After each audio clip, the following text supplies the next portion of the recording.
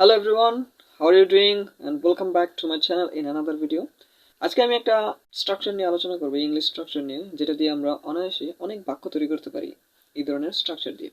ওকে, so এই স্ট্রাকচারটা মূলত হচ্ছে প্রেজেন্ট কন্টিনিউয়াস টেন্সের।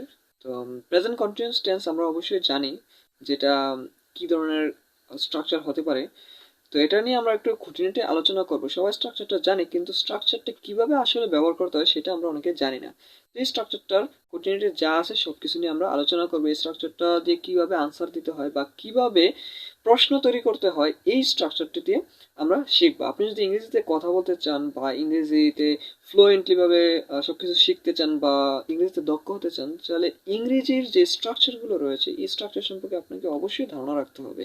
তো ইংরেজির স্ট্রাকচারগুলো হচ্ছে main basic idea for learning the English. Okay, তো চলুন শুরু করি।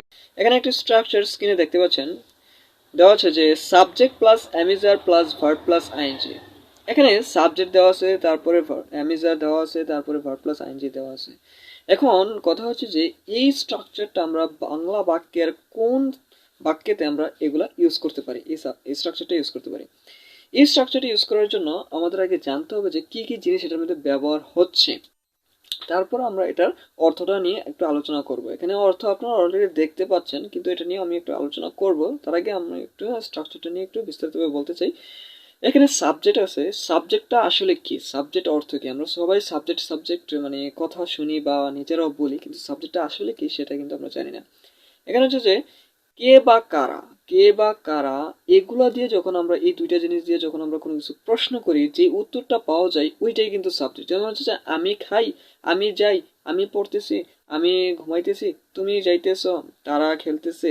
এই যে কারা বা কে করতেছে, এই যে প্রশ্নের উত্তরটা, অর্থাৎ আমি খাইতেছি, কে করতেছে, আমি খাচ্ছি, তাহলে এখানে আমিটা হচ্ছে সাবজেক্ট। অর্থাৎ সাবজেক্ট হচ্ছে যে কে বা কারা করে, সেটাই হচ্ছে সাবজেক্ট। তো এই স্ট্রাকচার অনুযায়ী সাবজেক্টের পরে আমরা অ্যামিজার ইউজ করতে হবে। এখানে অ্যামিজার মানে কি, এই তিনটা জিনিস আসলে কি, তিনটা জিনিস হচ্ছে অক্সিলারি ভার্ব। এই তিনটা জিনিস অক্সিলারি ভার্ব ছাড়া আমরা এই স্ট্রাকচারটা বানাতে পারবো না। তার মানে হচ্ছে সাবজেক্টের পরে অ্যামিজার ইউজ করতে হবে। এখন কথা হচ্ছে তিনটাই কি একসাথে ইউজ করা যাবে? না, এই তিনটাই একসাথে কখনো ইউজ করা যাবে না। যে কোনো একটা আমরা ইউজ করবো, অর্থাৎ সাবজেক্ট অনুযায়ী ইউজ করতে হবে। তো আমরা জানি যে ইংরেজিতে 8টা সাবজেক্ট রয়েছে। প্রথমটা হচ্ছে আই, তারপর হচ্ছে ইউ, তারপর হচ্ছে আবার ইউ একটা আছে, যেটা হচ্ছে প্লোরাল ক্ষেত্রে আমরা ইউ ইউজ করে থাকি। যেমন হচ্ছে তুমি একটা সাবজেক্ট আর তোমরা হচ্ছে আরেকটা সাবজেক্ট। ওকে, তারপর হচ্ছে আরো সাবজেক্ট আছে, যেমন হচ্ছে উই, তারপর হচ্ছে হি, শি, ইট, দে। এগুলো হচ্ছে 8টা সাবজেক্ট ইংরেজিতে। এরপর third person singular number subject আছে, যেমন হচ্ছে কোনো নাম দিয়ে আমরা বলতে পারি, এগুলো হচ্ছে সাবজেক্ট। এইগুলোর সাথে এই সামঞ্জস্য করে আমাদের এই অ্যামিজার এই তিনটা জিনিসকে ব্যবহার করতে হবে। তো এগুলো কোন সাবজেক্টের সাথে কোনটা ব্যবহার করতে হয় সেটা আমরা এক্সাম্পলে দেখাবো। তারপরে ব্যবহার করতে হবে ভার্ব প্লাস আইএনজি, অর্থাৎ ভার্ব অর্থ হচ্ছে ক্রিয়া বা কাজ, যেটা হচ্ছে মেন কাজটা কি, আমাদের মেন কাজটা এখানে ফলো করতে হবে। মেন কাজটাই হচ্ছে ভার্ব, ঠিক আছে? যেমন হচ্ছে আমি খাইতেছি, এখানে মেন কাজ হচ্ছে খাওয়া, এই খাওয়াটাই হচ্ছে এখানে ভার্ব। তা ভার্বের সাথে আইএনজি যোগ করতে হবে এই স্ট্রাকচার অনুযায়ী। এখন এই যে স্ট্রাকচারটা আমরা এতক্ষণ আলোচনা করা, এই স্ট্রাকচারটার বাংলা কোন বাক্যে ব্যবহার করা যায় সেটা এখন দেখবো।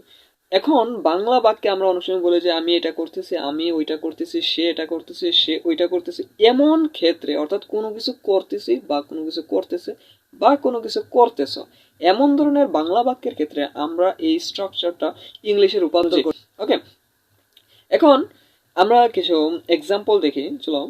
এখানে আমি যাইতেছি, এখানে এক্সাম্পল দেওয়া আছে যে আমি যাইতেছি, অর্থাৎ কে যাইতেছে, আমি যাইতেছি। তার মানে আমিটা হচ্ছে সাবজেক্ট, এখানে আমি হচ্ছে সাবজেক্ট, কে যাইতেছে, আমি যাইতেছি, আমি হচ্ছে সাবজেক্ট, যাইতেছি, যাওয়া হচ্ছে কি ভার্ব। তাহলে যাওয়াটা হচ্ছে মেন কাজ, এখানে কাজটা হচ্ছে ভার্ব। যদি কাজ আমরা চিনতে পারি তাহলে অটোমেটিকলি আমরা যে কোনো ইংরেজি বাক্য তৈরি করতে পারবো।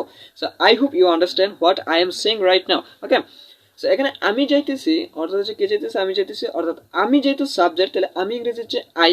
এবার হচ্ছে যে আই এর সাথে যেহেতু স্ট্রাকচার অনুযায়ী এখানে এম ইজ আর তিনটা থেকে যে কোনো একটা বসাইতে হবে, তাহলে আমরা আই এর সাথে এমটা ইউজ করব। তাহলে ইজ আর আর এই দুইটা জিনিস আমরা অ্যাভয়েড করব আই এর সাথে প্রেজেন্ট কন্টিনিউয়াস টেন্সে। ওকে, তাহলে আই এর সাথে এমটা আমরা ইউজ করব আই এম। তারপর হচ্ছে এখানে ভার্ব প্লাস আইএনজি ইউজ করতে হবে, অর্থাৎ মেন কাজের সাথে, অর্থাৎ আমি কাজটা কি করতেছি ওই কাজের সাথে একটা আইএনজি অ্যাড করে দিতে হবে, তাহলেই এই স্ট্রাকচারটা সম্পূর্ণ ফুলফিল হয়ে যাবে। যেমন হচ্ছে আমি যাইতেছি, আই এম, গো হতে হচ্ছে যাওয়া, গো হচ্ছে মেন ভার্ব, এই গো এর সাথে একটা আইএনজি অ্যাড করে দিতে হবে, তাহলে আই এম গোয়িং, আমি যাইতেছি। I hope you understand. দ্বিতীয় এক্সাম্পলটা হচ্ছে তুমি খাইতেছো, অর্থাৎ কে খাইতেছে, তুমি খাইতেছো। তুমিটা হচ্ছে এখানে সাবজেক্ট, অর্থাৎ যে খায় বা কে কোনো কিছু করে বা কারা করে এগুলো দিয়ে যখন প্রশ্ন করে যে উত্তরটা পাওয়া যায় ওইটাই কিন্তু মেইনলি সাবজেক্ট হিসেবে ধরা হয়। তাহলে তুমি খাইতেছো, ইউ হচ্ছে সাবজেক্ট, এখানে তুমি অর্থাৎ কে খাচ্ছে, তুমি খাচ্ছ, ইউ হচ্ছে সাবজেক্ট। এখানে ইউর সাথে যেহেতু একটা স্ট্রাকচার অনুযায়ী এমিজার অর্থাৎ অক্সিলারি ভার্বটা ইউজ করতে হবে, তাহলে এখানে কি করতে হবে, ইউর সাথে এমিজ কখনোই বসবে না, এখানে আর ইউজ করতে হবে, ইউ আর।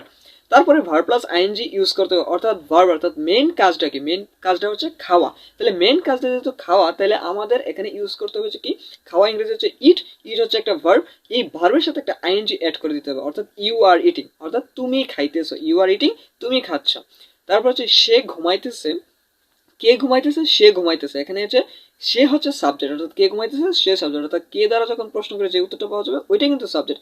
সে ঘুমাইতেছে, কে ঘুমাইতেছে, সে ঘুমাইতেছে, সে হচ্ছে এখানে সাবজেক্ট, হি, তাহলে সে ইংরেজি হচ্ছে হি, আমরা সাবজেক্ট পাইছি হি। তাহলে এখানে হি এর সাথে অক্সিলারি ভার্ব এখানে ইজ ব্যবহার করতে হবে, এম বা আর কখনই ইউজ হবে না হি এর সাথে, তাহলে হি ইজ।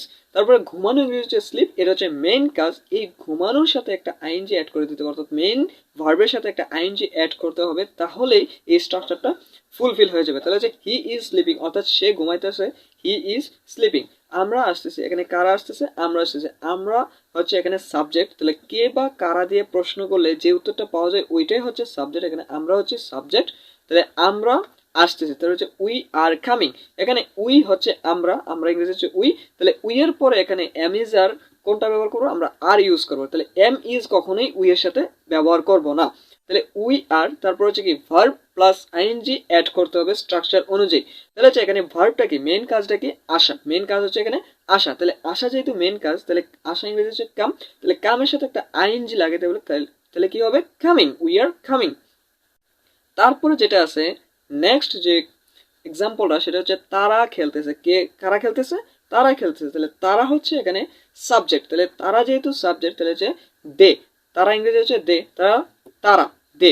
এরপর হচ্ছে যেহেতু স্ট্রাকচার অনুযায়ী এখানে আর বা এম ইজ যে কোনো তিনটা থেকে যে কোনো একটা ইউজ করতে হবে, তাহলে আমাদের ইউজ করতে হবে কি, দে আর, দে এর সাথে সবসময় আর হয়, দে এর সাথে এম ইজ কখনোই হয় না, দে আর। তারপর এখানে খেলা হচ্ছে মেইন ভার্বটা, অর্থাৎ মেইন কাজটা কি, ভার্ব মানে হচ্ছে কাজ, এখানে মেইন কাজটা কি, খেলা, খেলাটা হচ্ছে মেইন কাজ, এখানে খেলা ইংরেজি হচ্ছে প্লে, তাহলে আমরা এখানে যেহেতু মেইন ভার্বটা পাইছি, তাহলে প্লে, প্লে এর সাথে এখানে স্ট্রাকচার অনুযায়ী আইএনজি অ্যাড করতে হবে, তার মানে এখানে প্লেইং, দে আর প্লেইং, অর্থাৎ তারা খেলতেছে, দে আর প্লেইং। সো এইভাবে আমরা বিভিন্ন ধরনের অনেক অনেক বাক্য তৈরি করতে পারি। তো আপনারা এগুলো নিয়ে অনেক অনেক বাক্য তৈরি করবেন, প্র্যাকটিস করবেন, বেশি বেশি প্র্যাকটিস করবেন, কারণ practice is a maximum perfect for anything. এতক্ষণ আমরা যে স্ট্রাকচারটা শিখলাম সেটা হচ্ছে প্রেজেন্ট কন্টিনিউয়াস স্ট্রাকচার, সেটা হচ্ছে আনসার দেওয়ার একটা নমুনা, যে আমরা কিভাবে একটা উত্তর দিতে পারি, কারো প্রশ্নের উত্তর দিতে পারি, তুমি কি কোনো কিছু করতেছো, হ্যাঁ আমি এটা করতেছি, তাহলে এইসবের উত্তরটা হচ্ছে আমরা ওই স্ট্রাকচারটা দিয়ে শিখলাম। এখন হচ্ছে ওই স্ট্রাকচারটাই আবার কিভাবে আমরা প্রশ্নবোধকে রূপান্তর করতে পারি, ওই স্ট্রাকচারটা দিয়ে কিভাবে আমরা প্রশ্ন তৈরি করতে পারি সেটা আলোচনা করা হবে। এখানে এই যে স্ট্রাকচারটা আমরা যে শিখছি, যে subject plus এমিজার plus verb plus ING, এই স্ট্রাকচারটা দিয়ে এখন আমরা কোশ্চেন তৈরি করব। এই কোশ্চেনটা তৈরি করার জন্য প্রথমে আমাদের একটা অক্সিলারি ভার্ব লাগবে। তো অক্সিলারি ভার্ব আমরা যে অক্সিলারি ভার্বগুলো এই স্ট্রাকচারের মধ্যে দেখছি ওইগুলো হচ্ছে এমিজার, এই তিনটা অক্সিলারি ভার্বই প্রশ্নের মধ্যে থাকবে, এই তিনটা অক্সিলারি ভার্ব দিয়ে আমরা প্রশ্ন তৈরি করব। তারপরে বসবে সাবজেক্ট, তারপরে বসবে ভার্ব প্লাস আইএনজি। এখানে স্ট্রাকচারটা আপনারা দেখতে পাচ্ছেন যে am is are plus subject plus verb plus ING, অর্থাৎ এটার বাংলা এমন একটা বাক্য হবে যেটা হচ্ছে যে তুমি কি কোনো কিছু করতেছো, তুমি কি কোনো কিছু খাইছ, মানে তুমি কি খাচ্ছ, তুমি কি যাচ্ছ, তুমি কি এটা করতেছো, তুমি কি ওইটা করতেছো, সে কি খাচ্ছে, সে কি যাইতেছে, সে কি পড়তেছে, তারা কি খেলতেছে, এরকম কোনো কিছু এই প্রশ্নের ধরনটা হবে বাংলা বাক্যে। তো চলুন এটার কিছু আমরা এক্সাম্পল দেখি। এখানে দেওয়া আছে তুমি কি যাইতেছো, অর্থাৎ কে যাইতেছে, তুমি কি যাইতেছো, তুমি যাইতেছো, তুমি কি যাইতেছো। এখানে সাবজেক্ট আমরা পাইছি কি তুমি, তাহলে তুমি ইংরেজি হচ্ছে ইউ, তাহলে তুমি যেহেতু আমরা ইংরেজি পাইছি তাহলে এখানে আমাদের যেহেতু তুমি পাইছি তাহলে আমাদের এখানে ইউ হচ্ছে সাবজেক্ট। তাহলে আমরা এখানে স্ট্রাকচার অনুযায়ী যে প্রশ্নবোধকের যে স্ট্রাকচারটা, এই স্ট্রাকচার অনুযায়ী সাবজেক্টের জায়গায় আমরা সাবজেক্ট বসাবো আর সাবজেক্টের আগে অক্সিলারি ভার্বটা নিয়ে আসবো, অর্থাৎ প্রশ্ন করার ক্ষেত্রে অক্সিলারি ভার্ব সামনে চলে আসবে, সাবজেক্টের সামনে অক্সিলারি ভার্বটা চলে আসবে। I hope you understand. তাহলে আর ইউ হচ্ছে আমরা সাবজেক্ট পাইছি, তাই ইউর সাথে কখনো ইজ বা এম হয় না, তো সেক্ষেত্রে আমরা আরটা ইউজ করবো। তাহলে আরটা অক্সিলারি ভার্ব, এটা আমরা সামনে নিয়ে আসবো সাবজেক্টের পূর্বে। তাহলে আর ইউ, তারপর হচ্ছে ভার্ব প্লাস আইএনজি। যাওয়া ইংরেজি হচ্ছে কি গো, তাহলে তুমি কি যাইতেছো, এখানে মেইন কাজটা হচ্ছে যাওয়া, এটা হচ্ছে মেইন ভার্ব গো, তাহলে গো এর সাথে একটা আইএনজি অ্যাড করতে হবে। আর ইউ গোয়িং, তুমি কি যাইতেছো।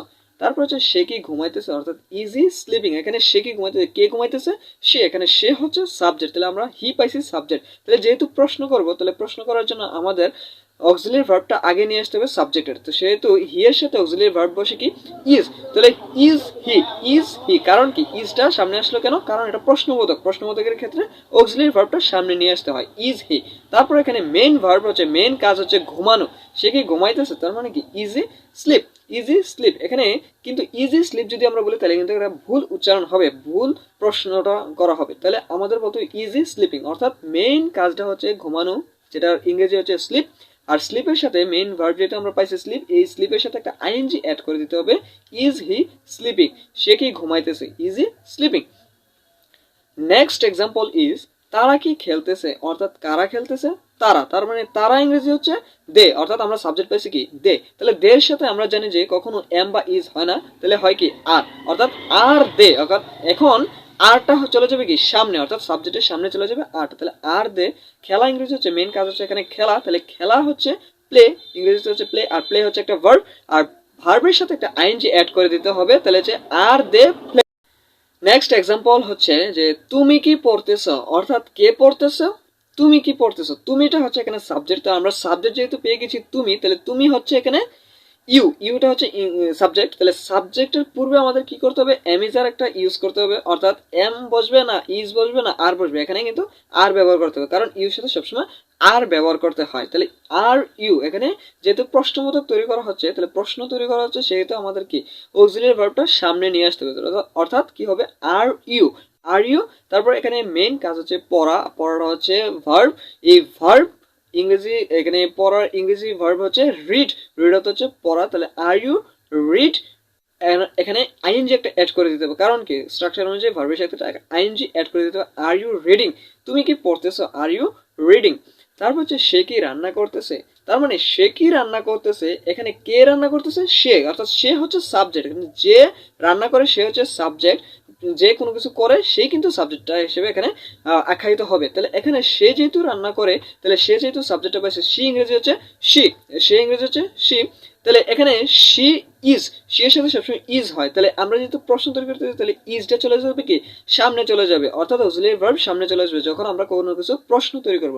ইজ সি, ইজ সি, তারপরে করা, রান্না করা, এটা হচ্ছে মেইন কাজ, এই রান্না করা ইংরেজি হচ্ছে কুক, যেটা হচ্ছে একটা ভার্ব, আর এই ভার্বের সাথে একটা আইএনজি অ্যাড করে দিতে হবে, অর্থাৎ is he cooking, is she cooking, সে কি রান্না করতেছে, ইজ শি কুকিং, সে কি রান্না করতেছে, ইজ শি কুকিং। এইভাবে আমরা অনেক ধরনের বাক্য তৈরি করতে পারি, এই একটা স্ট্রাকচার দিয়ে বিভিন্ন রকমের স্ট্রাকচার আমরা শিখে বিভিন্ন রকমের বাক্য তৈরি করতে পারি, যত স্ট্রাকচারের আইডিয়া থাকবে আপনি তত ক্রিয়েট করতে পারবেন নতুন নতুন sentence. So if you want to learn more, that's subscribe my channel and follow my channel and like, share and comment on my video, and thank you all for patience here, and I'll see you soon.